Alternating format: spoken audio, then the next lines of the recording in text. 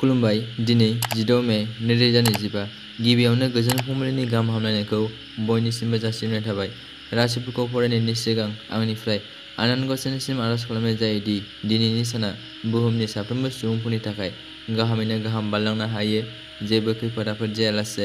फैदो दानिया दिनैनि राशिफोरखौ खोनासंदिनि। गिबियावनो दङ मेष राशि। रांखान्थियारि थासारिया गाहायाव फैगोन आरो रां थिसननायनिफ्राय जेबो मुलाम्फा जानाय नङा।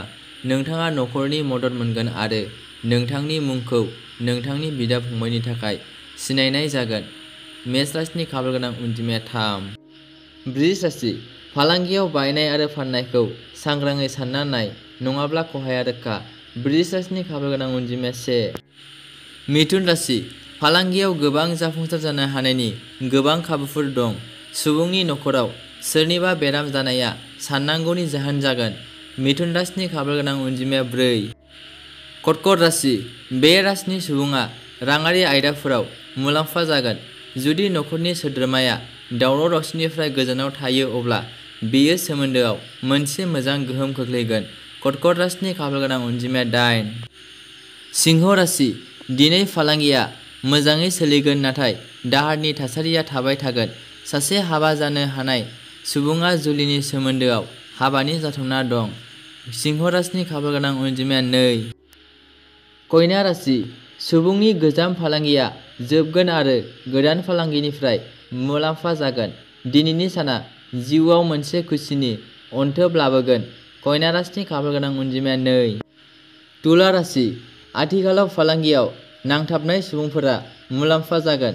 नोंथाङा नखरनि खुसिनिफ्राय जानगाराव थागोन।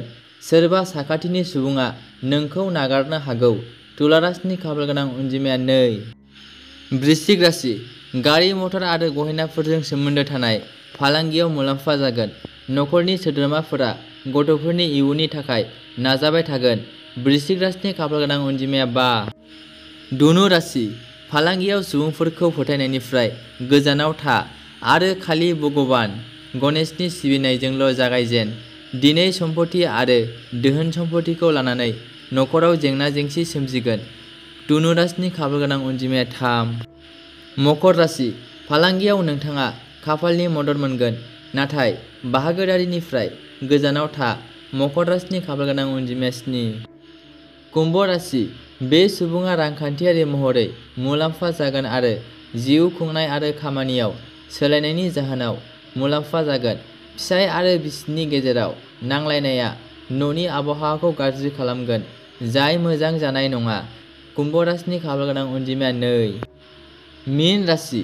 आथिखालाव सुबुंफोरा मोनसे गोदान फालांगिनि बिथांखि लागासिनो दं, जाय मुलाम्फा गोनां।